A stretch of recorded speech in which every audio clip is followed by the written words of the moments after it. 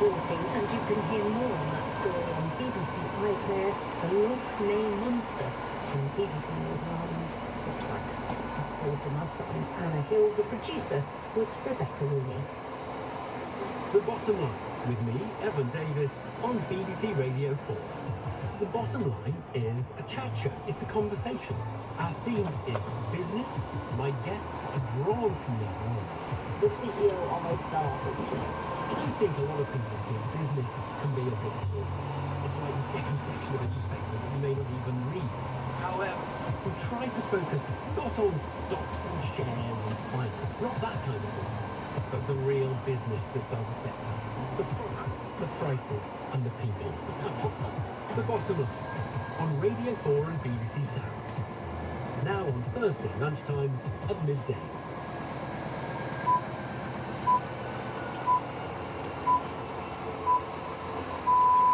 Good morning and welcome to the programme. Thank you for being with us. It's 6 o'clock on Wednesday the 5th of June. This is Today with Justin Webb and Emma Barnett. The headlines this morning: Rishi Sunak and Sir Keir Starmer have clashed in a fractious TV election debate that touched on areas including tax, immigration, NHS waiting lists and the junior doctors' strike. Watching the debate with voters in Leigh, Greater Manchester. Did not change my mind at all. I just so confused. They just wasn't answering any questions. I don't think either leader changed my mind. I don't think either leader changed anybody's mind. I hate the arguing, I hate the talking over each other, so I'm still undecided. We'll be hearing from both Labour and the Conservatives either side of 8 o'clock. The other main news today: the King and Queen are going to take part in events in Portsmouth to mark the 80th anniversary of D-Day. We will hear from a veteran who is already on the French beaches, and from those who helped the war effort at home.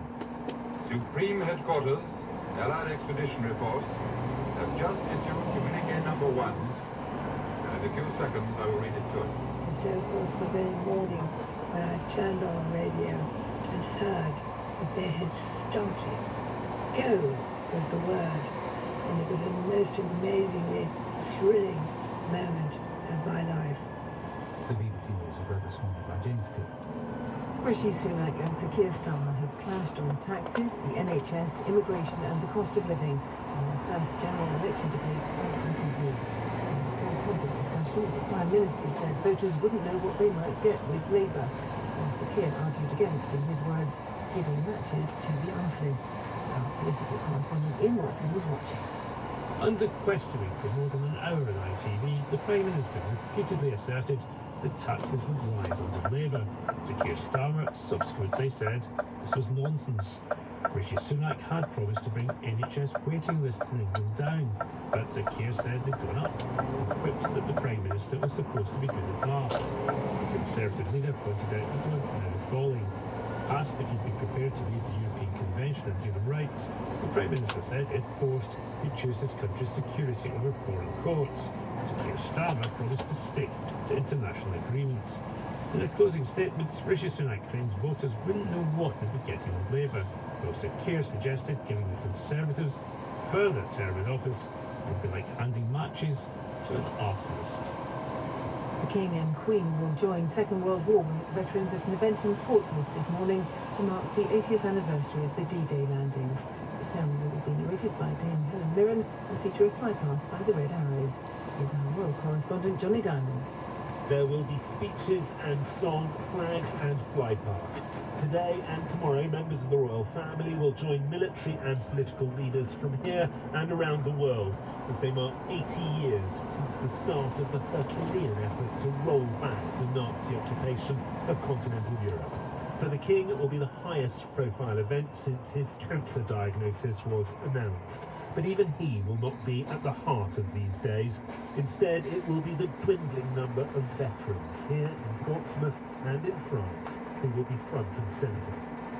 The First Minister of Wales, Michael Ffonn-Gethin, will face a vote of no confidence in the Senate this evening. Opposition parties have raised a number of concerns about Mr Gethin, including why he accepted a donation from a millionaire who had convictions for illegally dumping waste. Our Wales correspondent Hal Griffiths reports. Despite winning the race to lead Welsh Labour and so becoming the new First Minister back in March, Vaughan Gething has failed to shake off questions over the £200,000 donation made to his campaign. Coupled with the sacking of a minister who denied leaking text messages by Mr Gething, questions over his judgment have led to today's vote, in which he'll need the support of all 30 of Labour's Senate members in order for it not to pass. Security officials from the United States, Egypt and Qatar are meeting in Doha today to try to revive negotiations on a ceasefire in Gaza. The White House says it is still waiting for a response from Hamas on a peace plan presented by the US President last Friday. President Biden has announced sweeping new measures aimed at deterring migrants from crossing into the United States from Mexico. 1.5 million migrants have entered the US illegally since last October, and Mr Biden has come under pressure to tighten border control ahead of November's election. Javier Salazar is the sheriff of Bexar County in San Antonio in Texas, not far from the Mexican border. He's largely supportive of President Biden's move. We are a country of immigrants. With that being said, we still have to be mindful of who's coming into the country and for what reasons. I think if you're coming into this country for the right reasons and you just want to contribute, come on in. But also we need to realize that there are people hidden among them, unfortunately, that are bad actors. This order is a step in the right direction, keeping out the small number that's undesirable and embracing those that are here for the right reasons. The video sharing platform TikTok says the official profiles of several celebrities and brands, including the CNN News Network, have been compromised in the cyber attack. TikTok says it has taken steps to prevent something similar happening in the future. Banknotes featuring a portrait of the King are entering circulation. It's the first time the monarch has been changed on Bank of England notes. Those featuring the late Queen Elizabeth will still be accepted in shops. Here's our cost of living correspondent Kevin Peachy. The King has been presented with the first issues. It may take some time before the rest of us start to see and use these new banknotes regularly. That's because they'll enter circulation gradually, replacing damaged notes or when there's a rise in demand. Andrew Bailey, the bank's governor, has described it as a historic moment. He says cash is still important to many people and that the bank is committed to providing it for as long as wanted. But a survey for Link, which oversees the ATM network, suggested half of those asked expected a cashless society in their lifetime. Maybe it's 6 minutes past 6. Now to the weather forecast. Over with Helen Willett of the BBC News. Thanks, Emma. There. Good morning. Chilly starts if you're just stepping out the door. Temperatures will fall 2 or 3 to 4 degrees above freezing. That's really quite chilly for this time of year. There's a little bit of shallow fog as well around, but particularly for home countries that start detailing England and Wales because the reason for the chill is the northwesterly breeze. Less windy generally than yesterday across England and Wales, and some good spells of sunshine will develop this morning. But already the cloud is bubbling up. Already we have some showers across Cumbria, Lancashire, into parts of Cheshire and Gwynedd, Conwy in North Wales. And they'll tend to develop as the cloud builds up a little bit more widely around the middle of the day. And it could be on the heavy side, possibly showers further south and east. But it will be notably cooler today. Temperatures around about 14 to perhaps 18 in the sunniest spots, and that's actually below par for the start of June. Some strong sunshine though. Temperature is not dependent on the strength of the sun. Now, as we head to Northern Ireland, we've also already got scattering showers near the north coast. So we'll get up to about 11 here, but perhaps 14 towards Ashford down with the rest of the sunshine. But those showers will push through. So the wind a bit brisker here, and there will be some heavy showers, as there will be in Scotland already. Actually, quite a lot of showers are crossing the Highlands, the Grampians. It's going to be cold enough for a smidgen of snow right on the tops, but it is June after all. But more likely hail and thunder rumbling with those showers on that brisk wind. 11 to 12 degrees the high here. Well, thanks a lot, Helen. 8 minutes past 6 is the time. Let's have our first look at the papers and last night's head-to-head debate between Rishi Sunak and Keir Starmer is poured over in detail, as you'd expect. Papers often sympathetic to the Conservatives praise the Prime Minister's performance. Fiery Rishi comes out swinging, says the Daily Mail. Starmer on the ropes over tax, says the Daily Telegraph. It highlights Mr Sunak's claim that families will pay more under Labour, and accusations that Keir dismissed as false. Kapow! Is the headline in the Express, which calls the attack line on tax a knockout blow. The Daily Mirror is less sympathetic in its analysis. Keir has Stormer as Sunak gabbles. It writes, the Guardian sketch writer John Crace also says the Tory leader got snippy and came across as tetchy. The eyes of the angry TV clash saw both leaders falter under pressure. Going to the Times, it points to a snap poll by YouGov, because you may be wondering this morning who won. And that's what YouGov were polling on. 51% of respondents backing Rishi Sunak, 49% to Sir Keir Starmer. You may remember similar figures around a certain referendum. And the very close call, the paper's columnist Matthew Parris summed up his opinion of both men's performance: divided by little, united by not really knowing what to do next. A picture of Nigel Farage weeks ago with a milkshake blasted with his face, which is in a shaky start for his election campaign. But it also quotes the chairman of Mr Farage's Reform UK group, Richard Tice, as saying that juvenile moron through a drinking addiction just gave us hundreds of thousands more votes. The Financial Times leads on the fallout of the Indian general election for Prime Minister Narendra Modi. Indian voters deliver shock to Modi after ruling BJP fails to win majority is the paper's headline. Its editorial says the result will inspire hubristic BJP into more deliberative policy making. The Daily Telegraph's analysis says the world may have reached peak Modi. Images of tearful Second World War veterans making the 80th anniversary of D-Day and the trip to Normandy appear in several papers. Once more unto the beach, says the Sun. The paper reports that during a meeting at Buckingham Palace earlier this week, a 100-year-old veteran showed the King his dog tags, which is still bloody from a gunshot wound. Looking in the mirror, quotes another man who took part in D-Day as saying, "If I had my time again, I would go again if necessary." And a few of the papers carry a health update on the horses that bolted through the streets of London 6 weeks ago. Wounded horses are on the road to recovery, reports the Times, alongside a picture of two of them nuzzling each other in a field. The Daily Telegraph reports that 3 of the 5 animals are expected to be well enough to join the King's birthing parade later this month. 6:10, celebrations for the 80th anniversary of D-Day start today. Charlotte Gallagher is our royal correspondent and is in Portsmouth, where they are going to be centred. Charlotte, what's planned? Morning, Justin. So I'm actually in front of the stage where the focus is going to be on today. There's going to be a military orchestra, there's going to be drummers from the army. It's going to be presented by Dame Helen Mirren, and it's about recollections and memories of those who fought at D-Day. There's going to be a group of veterans here today. Some of them will be on the stage and they'll be talking to the audience here, which will be made up of locals and dignitaries, and hundreds of local school children will also be here. So it's going to be a very emotional day for a lot of people. The descendants of those who fought in D-Day will be here as well. The King and Queen will be here, and it's one of the biggest engagements the King has undertaken since his cancer diagnosis.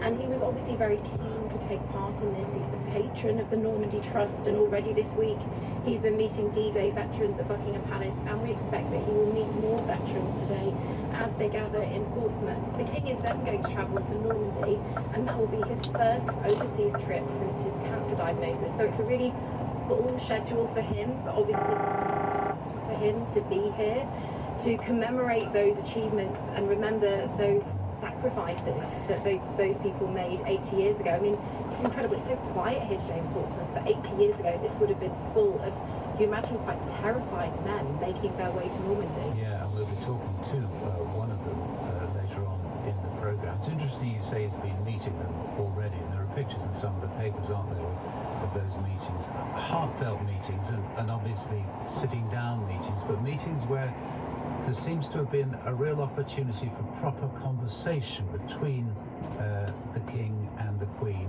and at least some of those who took part. Yes, and the King in fact read a diary entry from his grandfather, who of course was monarch during D-Day, his recollections, his memories of that day when he was the ruler of this country, and a kind of a scary time, you imagine, for everyone, not knowing what was going to happen, but a real poignant day today, I imagine, for those veterans who want to share their memories before they pass on. Charlotte Gallagher in Portsmouth, thank you.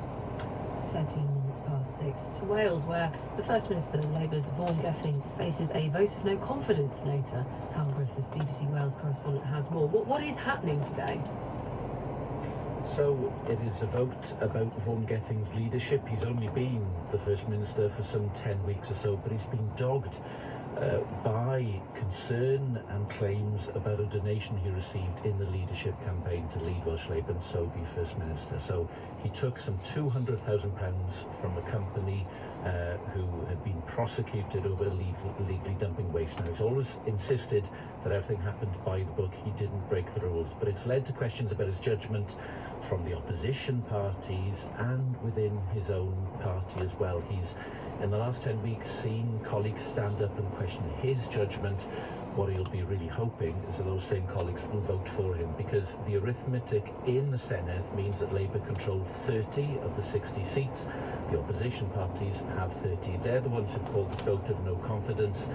They will all vote against Vaughan Gething. If any Labour members abstain or vote against him or simply don't turn up, he is in trouble. We should say it's a vote of no confidence from the opposition. The result isn't binding, but clearly the stakes are very high. Now, he says he's confident, but not confident enough to leave the Senedd for what was meant to be a visit to Portsmouth today to be part of the D-Day commemorations. He's had to scrap his plan so he can be in the Senedd this evening for the vote. He will still travel to France tomorrow, we're told, and not to be part of the commemoration there. But it's quite striking. It's been a difficult 10 weeks for Vaughan Gething. Well, I was just going to say, it's quite striking. We were just hearing about some of the plans for D-Day and those commemorations, and then you've got a political leader who can't go yet because of what's happening today. Are there any rumours of anyone in his own party not voting or turning up for him? Yes, names have been passing around WhatsApp groups, as you can expect. It's rumour and speculation at this stage. It may be that they're trying to give him a bit of a fright because things are fractious within the Labour group. Just yesterday in the Senedd, we saw the former First Minister Mark Drakeford shouting, very uncharacteristic for him, about changes to his plans over the school holidays. So things clearly aren't very happy within the Labour group.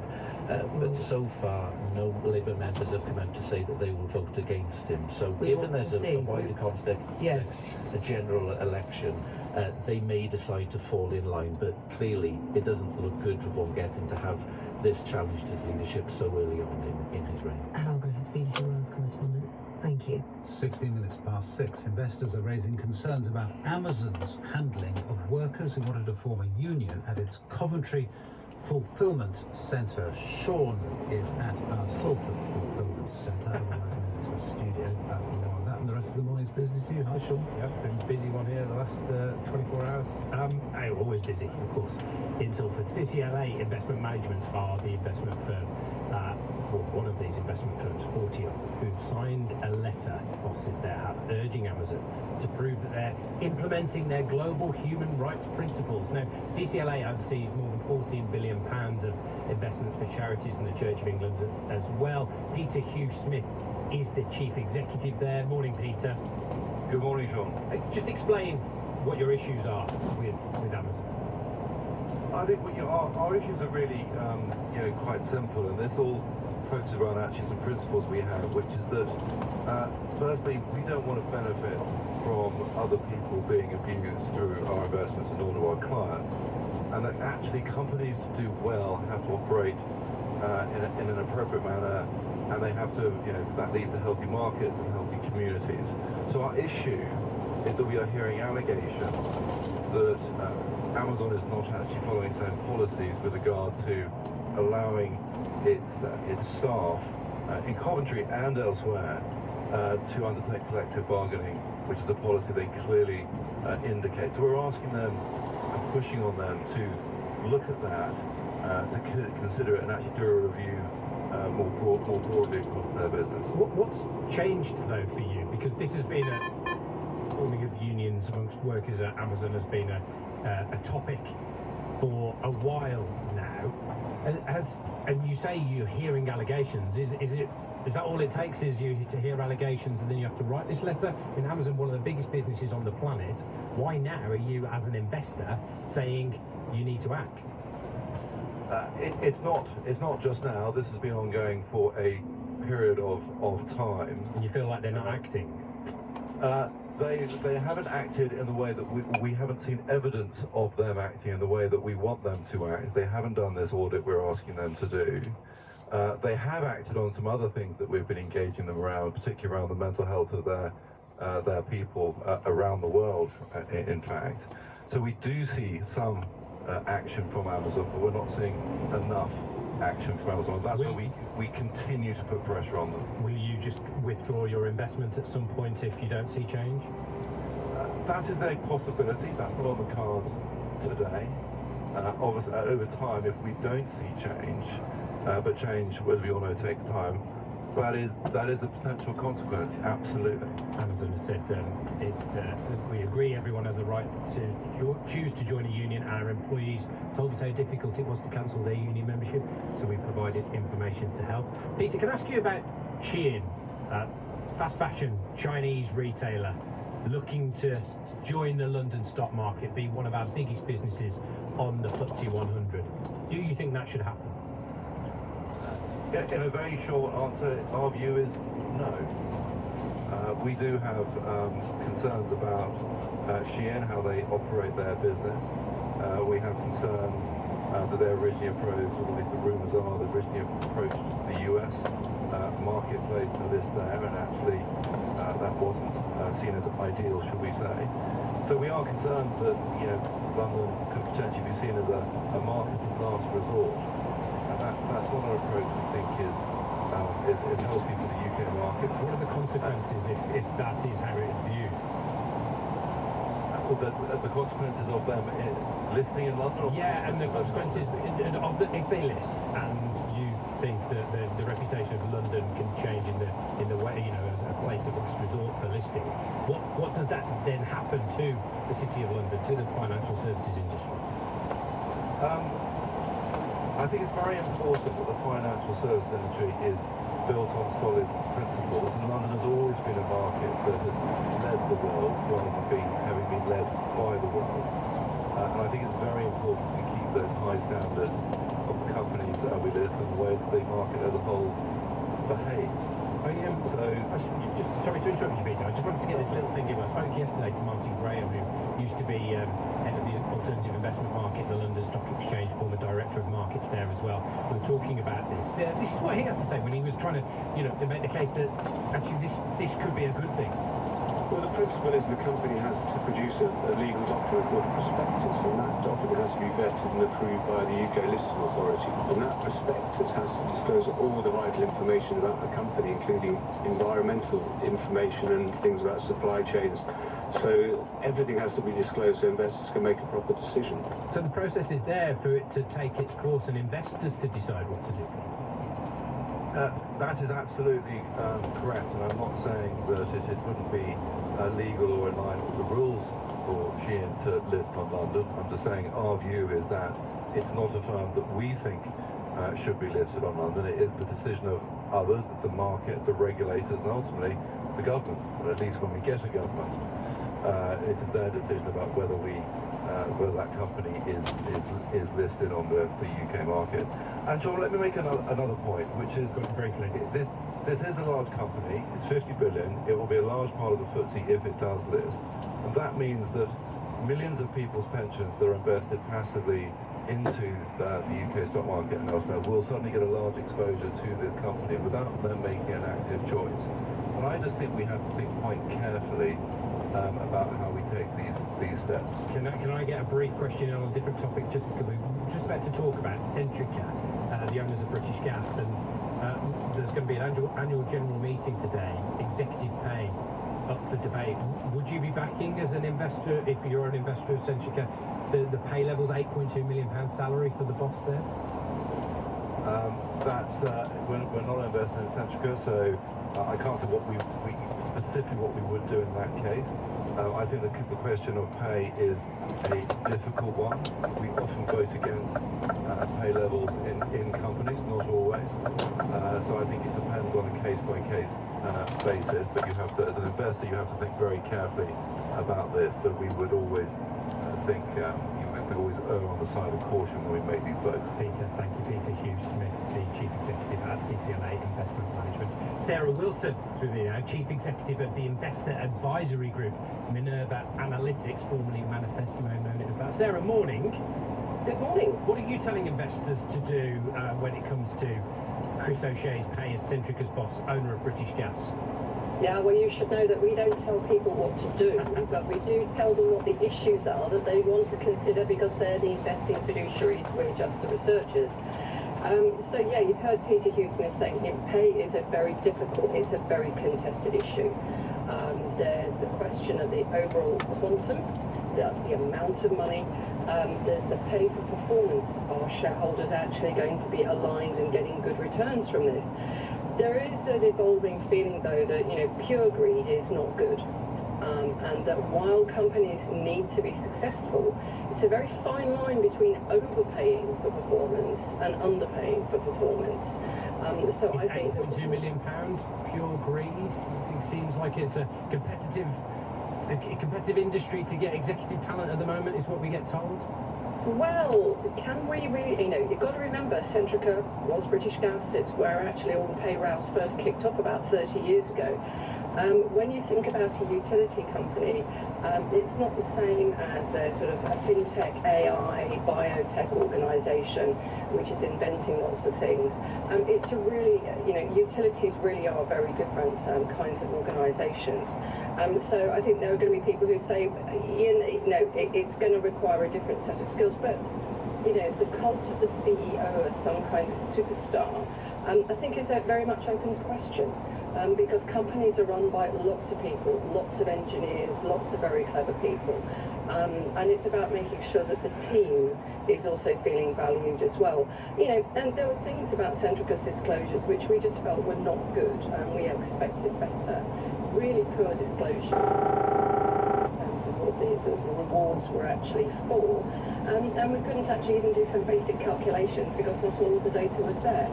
Now, the chair of the Remuneration Committee is a former remuneration consultant herself, so should have known better. So it's all round disappointing. So I would not be at all surprised if Centrica made it to the 20% naughty step, and will have to explain itself to shareholders. The 20% naughty step, we'll have to explain that one on a different day. Hopefully we don't end up on it, Sarah. Sarah, thank you. If you know, you know.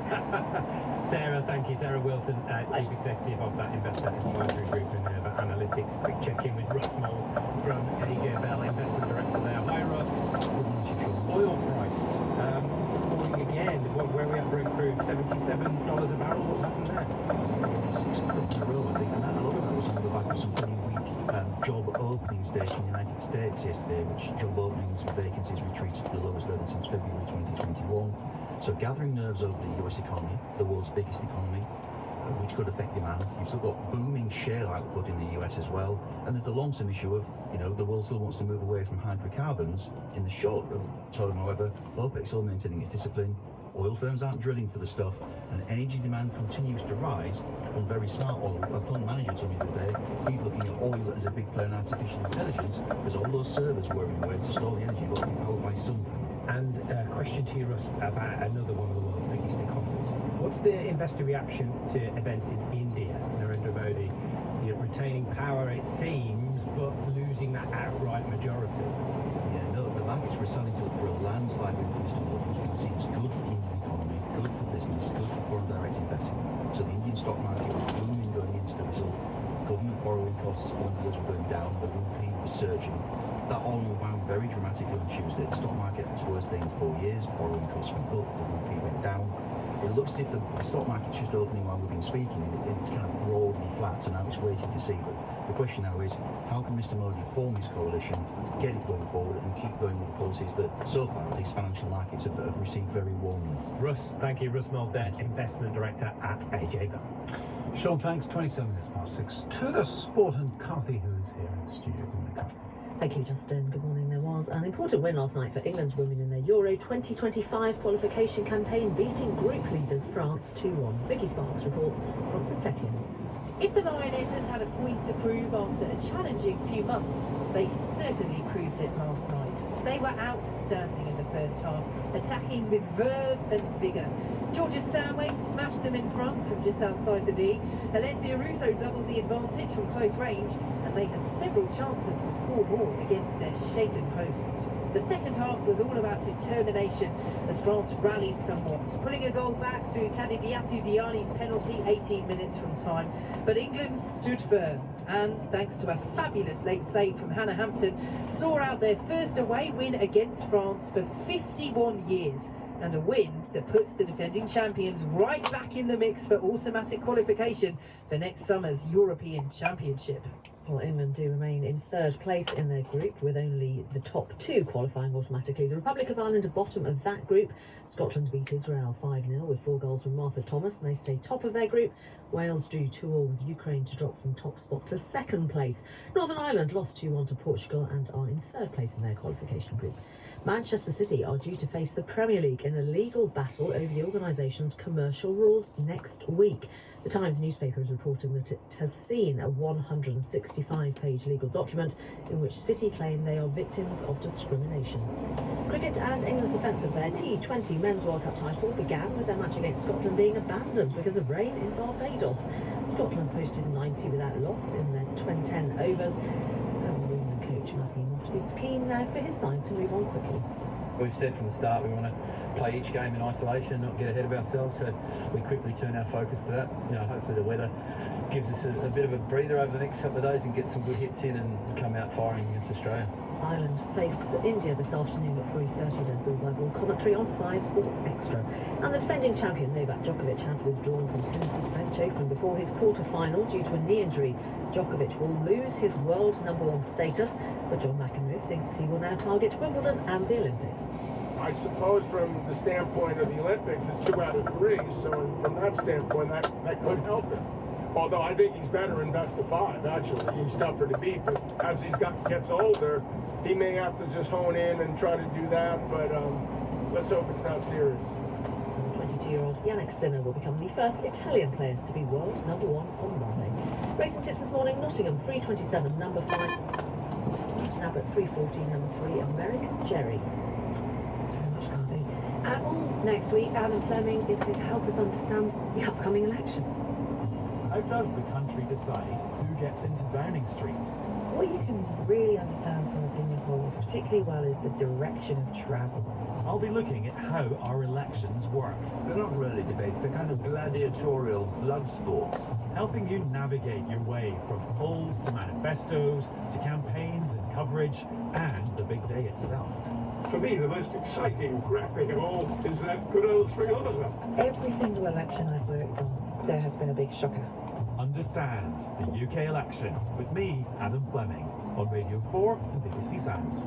Next Monday to Friday afternoon at 1:45. Time now is 29 minutes to 7. You're listening to Today on Radio 4 with Emma Barnett and Justin Webb. And James Steele has a summary of the news. Rishi Sunak and Sir Keir Starmer have traded blows on the economy, the NHS and immigration as they faced each other in a heated election debate on ITV. The Prime Minister repeatedly claimed that under Labour, families would be forced to pay £2,000 more in tax. Sir Keir said that was nonsense. Mr Sunak also challenged the Labour leader to say how he would resolve the dispute about pay with junior doctors in England, while Sir Keir ridiculed the Prime Minister's claim that NHS waiting lists are improving. The King, Queen and Prince of Wales will join veterans at an event in Portsmouth to mark the 80th anniversary of D-Day. Allied troops left Portsmouth on June the 5th, 1944 and attacked German forces on bridges in northern France the following day.